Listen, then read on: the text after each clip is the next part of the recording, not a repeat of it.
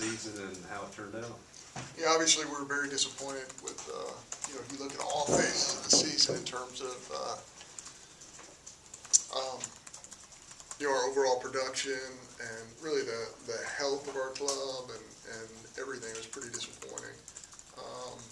I'm not a big believer in the luck part because I believe you make your luck, but, just by viewing, what some of the teams in our league have done in the postseason and,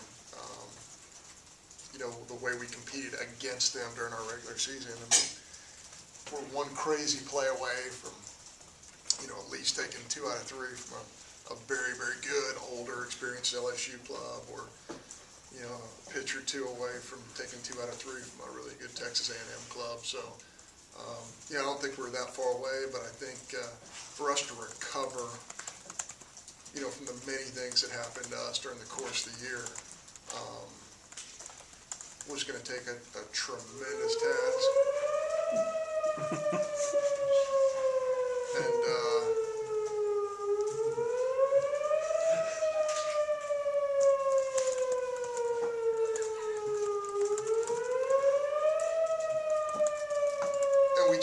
we didn't answer the task the way I wanted us to. So I'm excited about the group we have coming back. We have 7 kids playing in the Cape Cod League right now. We have 20-something kids playing summer baseball, and I feel like we can have a good club coming back. How important is it in summer ball for those guys to develop, especially the pitching staff and some of those guys in the Cape Cod League? How big is it this summer for them to make that jump? Well, the summer's always big for everybody. It's big for every college baseball player. So I feel like, the development of our kids during the course of the summer, just like it's always been pretty important. You sit down as the staff and talk about, assess what you guys are as a program. Do you need to do anything differently in the off season or next fall, or is it just kids get older, bring in more talent, and keep on going? Yeah, I think any successful organization is always assessing what's going on in their organization, and we're no different. I think every successful business does that. I think anybody who's not doing that really isn't doing their job. So, anybody who's status quo in anything that they do, isn't a very successful person. So, of course, we're evaluating everything we do from every phase of our program. Is there anything specifically you guys have already identified that you need to work on? There's a ton of things,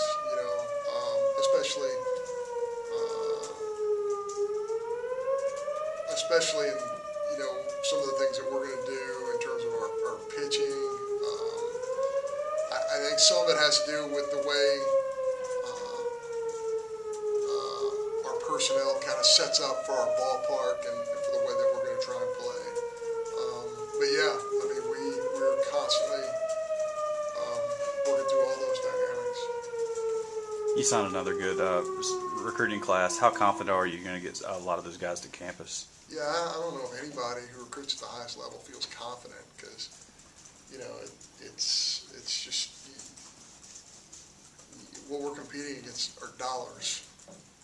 And in our society, money wins a lot over, development, over, long haul assessment of a young man's life. I mean, dollars can win the battle in a hurry, but, we've been in close contact with every one of our kids, and we feel like, we've been in a ton of homes. Our process, you have to recruit and then re-recruit and then re-recruit again. And, we've done that. So we feel like we're in as good a position as you can possibly be. If this class were to show up, if the entire class shows up, I think it's one of the best classes in the entire country, if not the best class in the entire country. But we'll see what happens. You have to have a little bit of a crystal ball because you sign somebody or commit somebody, and at that point in time, they're not ranked in the top 500 players in America, and they become a second or third rounder, and they're staring at $600, $700, $800 $1 million. that's tough when you start out with somebody who's not on anybody's radar and they end up, being a big time player. So I think if you're recruiting somebody who from the get-go is ranked in the top 20 or 30 in America, and you get them, you plan on, hey, there's a really good chance where he loses. If it's somebody who's not on anybody's radar, and all of a sudden 2 months before the draft, he creeps up on the radar and becomes a top 5 type round pick, that's when it gets you. Those are the things that really get you. And, the only way you can prepare for those things, quite frankly, is to be super aggressive in your numbers and things like that. But it's a challenge. There's no doubt about it. So you've got 19 guys that you talked about possibly signing. You said as many as 11 could be drafted and all. According to the roster, you've got 29 underclassmen coming back, and then of course there'll be invited walk-ons. That's about 50 people. Does that mean there's going to be players not coming back off this roster? Yeah, you just don't know. We don't know at this point in time. We'll know a lot more next week. We will know a lot more next week. We have certain challenges that are really hard to talk about, that from an administrative standpoint, in terms of putting together a baseball team,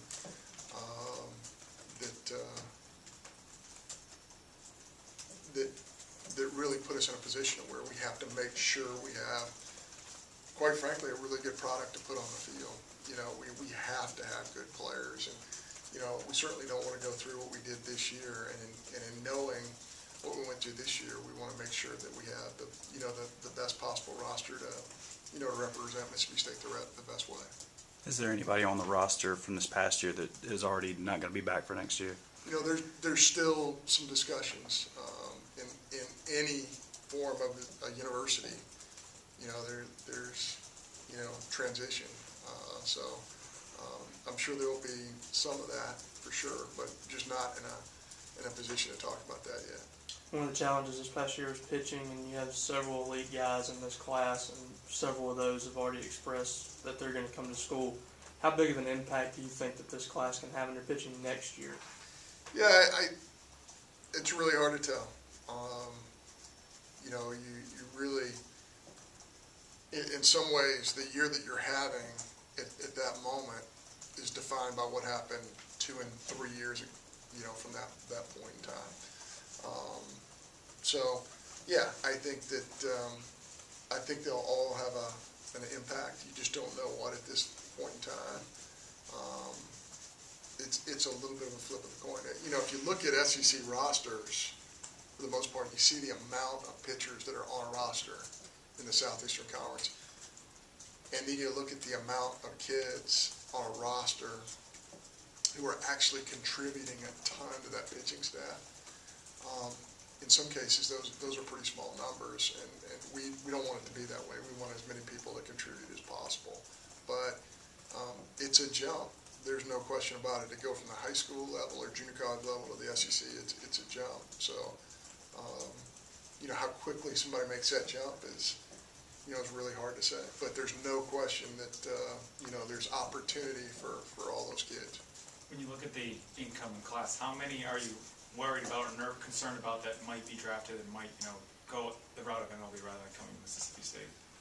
Well, yeah, it's hard to say. We lost a kid who was a 40th round pick last year. We've held on to kids who went in the 5th round. It's really hard to say because every family's different. And when you're posed with that question, it's hard to know how somebody's going to react. Somebody calls your house and says, how about 150,000? How about 700,000? How about, until you're put in that situation, you really don't know how you're going to respond. So, it's hard to say. And it's not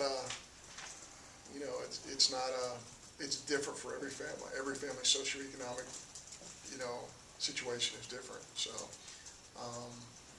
we just have to wait and see. And conservatively guessing, how many would you like to see come here in the draft? Out of the signing class, how many would you like to see come here, knowing that some will go to the draft? I think we have a chance to get all of them. I really do.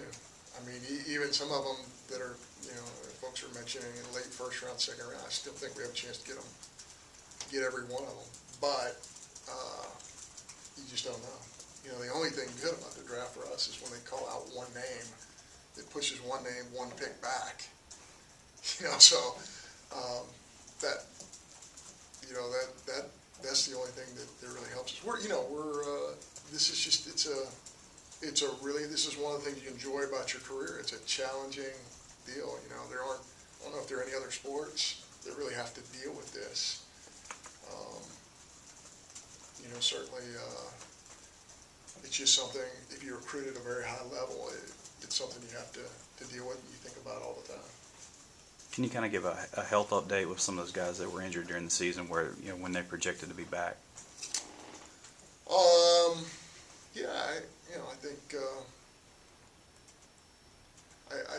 we're nursing some injuries. I really don't want to discuss them at this point in time because I'm not 100% sure where they're going to be 2 months from now. But you know, we had some injuries that really hurt us, and I've said this before.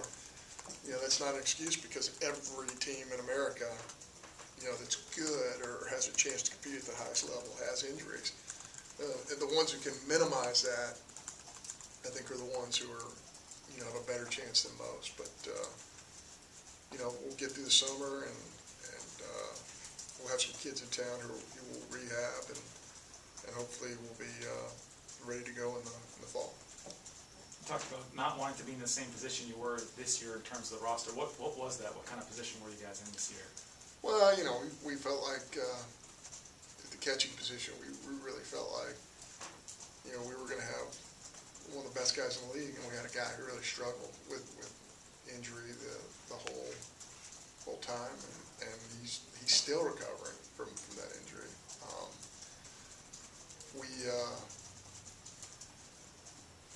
You know, we had several things that, to be honest with you, we didn't even mention to the media or to, you know, or to people outside of the confines of our locker room because we didn't want to use it as an excuse, and B, you know, we just didn't want it out there. We really had a wounded unit this year, but you know, our kids know that it's not going to fly with me. It's not an excuse, and so we're not going to use it as an excuse here because everybody else has to deal with the same thing. What do you attribute some of the problems to hitting wise as far as slugging is concerned? Is it the park? Is it personnel? Is it a little bit of everything? What do you think the problem is? And do you think that this class kind of addresses some of those needs? Yeah, I think it's all of the above. I think you know, overnight we used a new baseball. There was no transition, no nothing. I mean, it was some coaches got together in this country and decided we needed a new baseball, and we got a new baseball. I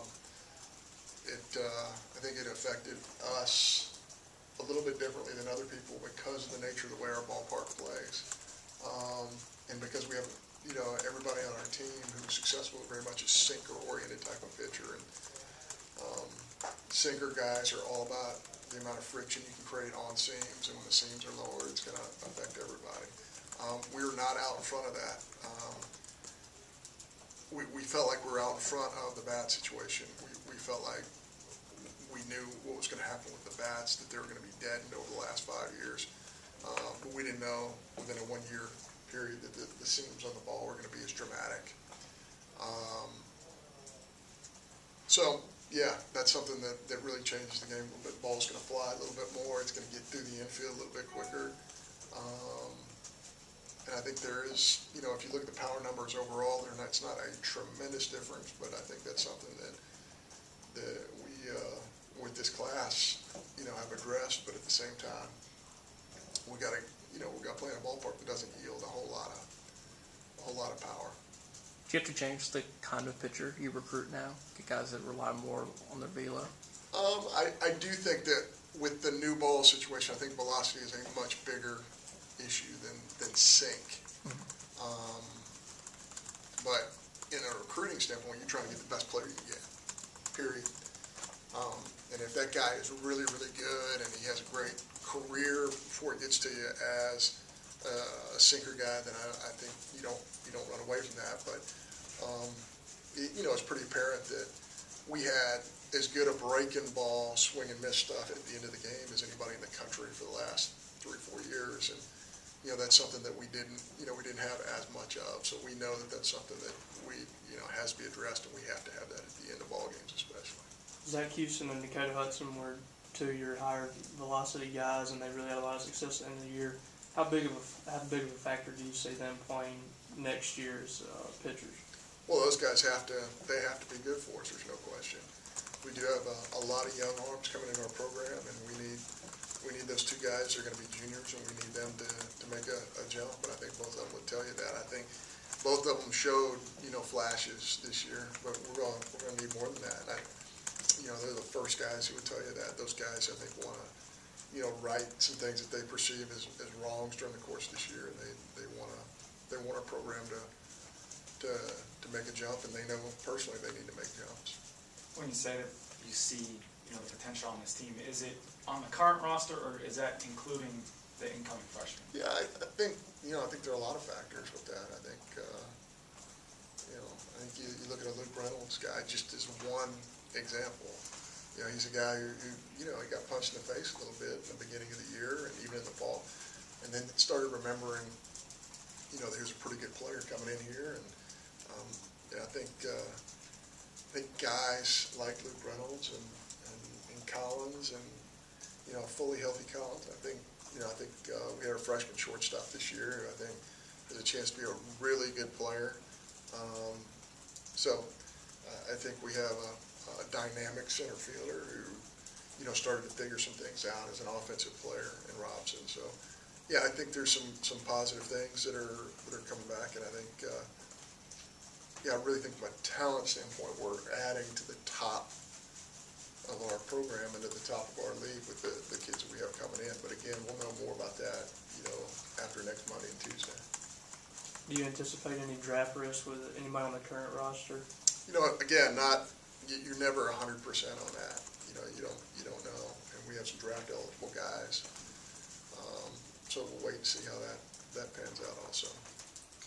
With 2 years' experience with the Adidas bats and noticing that so many teams in still tournament that are Adidas schools don't use Adidas bats, are you considering a transition at this point, or just feel like there's not enough information? Yeah, it's an interesting subject because bats, especially what's happened in the last 5 years with the changing of the bats, it's just so hard to know what bat is performing more than anything. But I think our kids like swinging the Adidas bats, and I don't think that it's never been an issue for me to look out there and see who's swinging what to make decisions based on that. Our kids are swinging Adidas bats right now because they chose, kind of in a testing period, that's what they wanted to swing. So, at this point, I don't anticipate any changes there. How is the relationship with Adidas ever since that whole remote issue? Yeah, to be perfectly honest with you, that's an administrative thing. I haven't had any conversations with Adidas, so I really can't answer that question. I know that they have, in terms of their service to our university, our baseball program, they have been phenomenal, and they have been a really good group to work with. But outside of that, I can't speak to what has transpired over the last few months. Despite the season, you've been able to talk about the prospects and fans about the new stadium coming up. What's been the reaction to that? Just being able to show them photos and say, this is what's coming. I think it's been great. And again, I've said this all along. It's not, to me, it's not about our players. It's not about our coaching staff. It's about our fans. I think our fans, deserve to have a venue that's one of the better venues, if not the best venue in the entire country. So, I am a Mississippi State fan, and I tell you, just to go to the football games, just as an example, and to see the facilities at football, as a Mississippi State football fan and who's been a football fan here for a long time, you kind of stick your chest out and say, man, this is a real SEC top-of-the-line venue. And the people who get to me, the people who get the most of it are people like me, the fans of football. So that's why I think that with our facility here, the people who are going to get the most out of it are our fans. There will be tremendous benefit for our program as well but I think our fan base is very deserving of having a facility like this. How has the fundraising process gone for the new facility? You know, again, it's been very positive, you know, we've had a ton of positive response, and I think it's gone very well, but I can't speak to exact numbers, but, you know, just the response and doing speaking engagements and being in contact with Mississippi State people all over the country, it's been a tremendous response. Any other questions? All right, thank you.